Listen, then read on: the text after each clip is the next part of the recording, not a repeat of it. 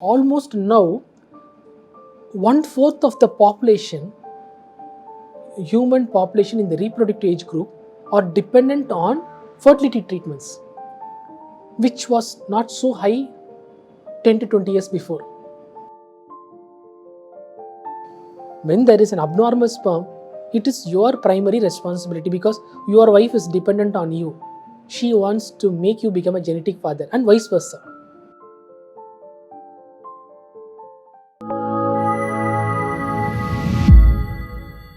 So now we are entering to the 12th topic about of no IVF and ICSI end to end, or say no to IVF and ICSI. So in this 12th topic, what we are going to discuss is own versus donor sperms. Okay, very sensitive topic. Already I told you also in the previous topic about this own and donor eggs. So now we are going to discuss about own and donor sperms. So unlike women who are having monthly around 10 to 15 eggs that is produced on a monthly basis and for a certain time interval, age interval, say for example anywhere from the time of menarche to menopause is nowadays anywhere between 10 to 40 or 45 or 50. So but even nowadays premature aging is happening, early menopause is happening.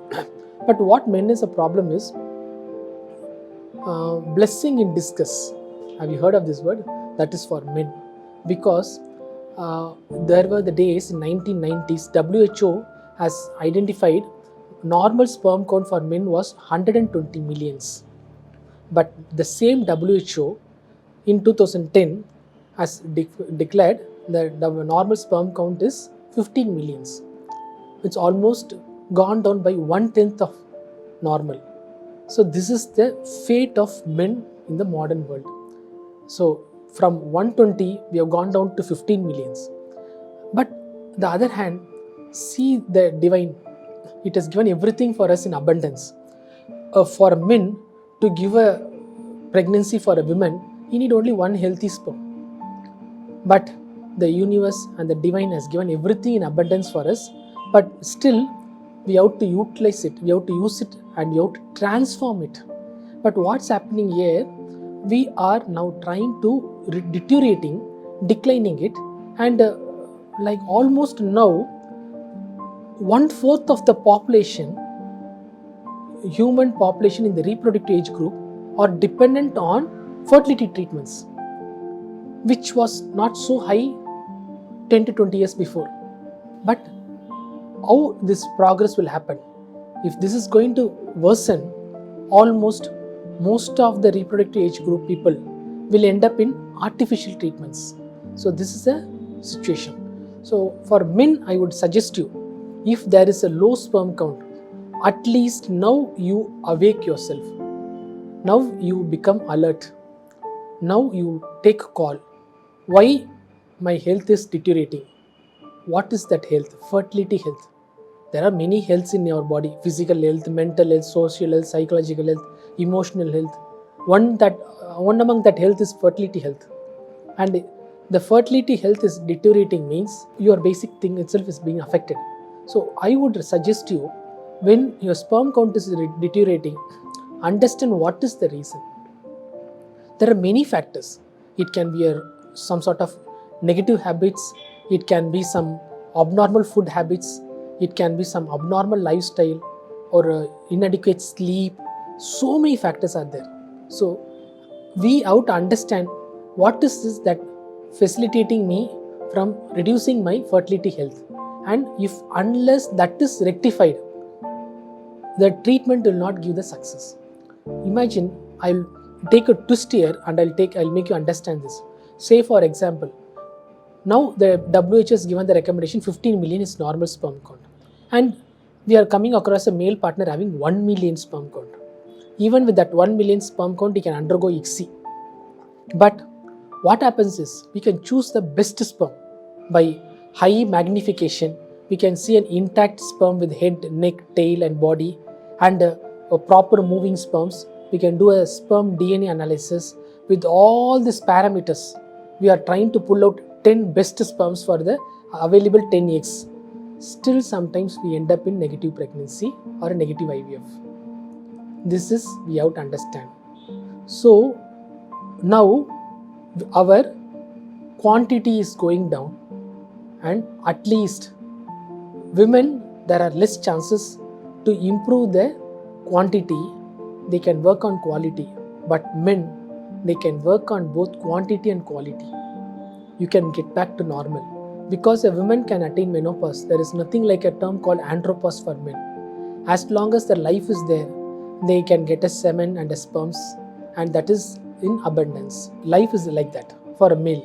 So what we need to understand is, so when the sperm count is low, don't jump into IVF treatments. Don't jump into IUI or ICSI or anything.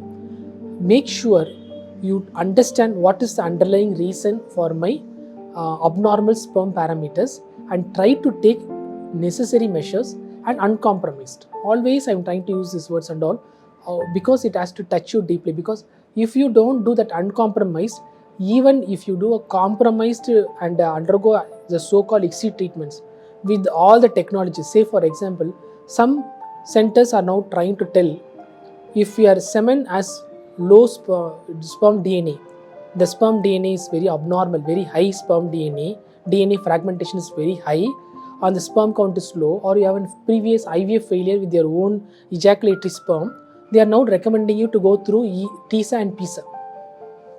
So thereby you get the fresh sperm that is formed in the testis is being taken. So that sperm, during the 120 days period of transit from the testis to the ejaculatory duct, it has gone through lot of turbulence and it has lost its health. Some studies have come that way. So now what are we going to do? So they are trying to do TISA. It's another one invasive procedure. They are putting a needle in the testis, they are extracting the fluid, they are choosing the sperm, and they are trying to freeze that sperm or use that sperm for the ICSI. Already ICSI itself is a completely artificial process. On top of it, the TISA or micro TC is another super added artificial process. If we go completely artificial, don't we think and understand we are not in the proper health? And the subsequent topics will make you really mind opening. What is the fate of the outcome? What is the baby's outcome going to be there when we are all going to go so artificial and deviating from the natural? So these all things we need to keep in our mind and act accordingly. Okay, so now you have to understand, this is a topic. When your sperms are low, you have to ask your clinician, in the current sperm levels, are you going to use my own sperm, ejaculatory sperm, for doing ICSI or IVF, or you are going to use some sort of procedures like PISA or TC to do the procedure? So in that case, what is the cost involved? So if you are mentally and financially prepared, what is the treatment that is going to take for the male partner when he is having a low or an abnormal sperm parameter? It is a good choice. So the last part is like donor sperms. There are some centers just to give the good results. They don't want to compromise, because couples are not doing uncompromised preparation. So the centers have to go for a compromise. They have no choice, because you are asking for results. How can they give the results with a compromised preparation? So in that case, they are convincing you, they are counseling you, they are giving the benefits, and they are explaining you. Sometimes you are recommended for donor sperm. I would say, see, these are all some of the mental pressures which is compelling you to go for a donor program.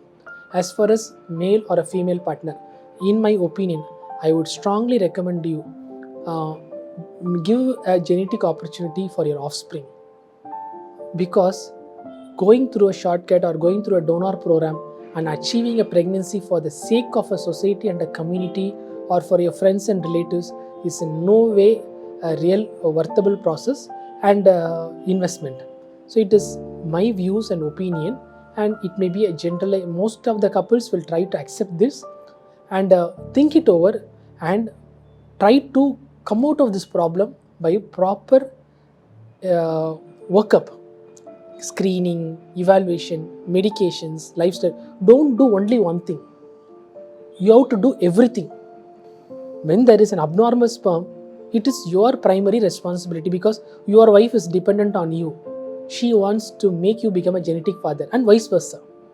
So when there is an abnormal sperm or an abnormal egg, Don't do only lifestyle modification. Don't do only food style modification. Don't do only medication. You have to make everything. One is not sufficient. You have to make everything is sufficient. Then only you get a complete transformation and a proper results. So most of the time I say donor sperm is not recommended, but if the couples are coming forward and they are understanding every scenarios and they are still desperate to go for a donor sperm or a donor egg, it's up to their choice. We will not compel them to try with their own sperms or eggs. And after listening to this video, the end point is, if there is a low sperm, please take enormous efforts to bring it to a improved quality, and you can also try to improve the quantity. And for a woman, there is a low egg reserve, take enormous steps to improve the quality of your eggs and try to achieve pregnancy, at least through IVF and ICSI. Okay, so we'll go to the 13th topic and we will move forward.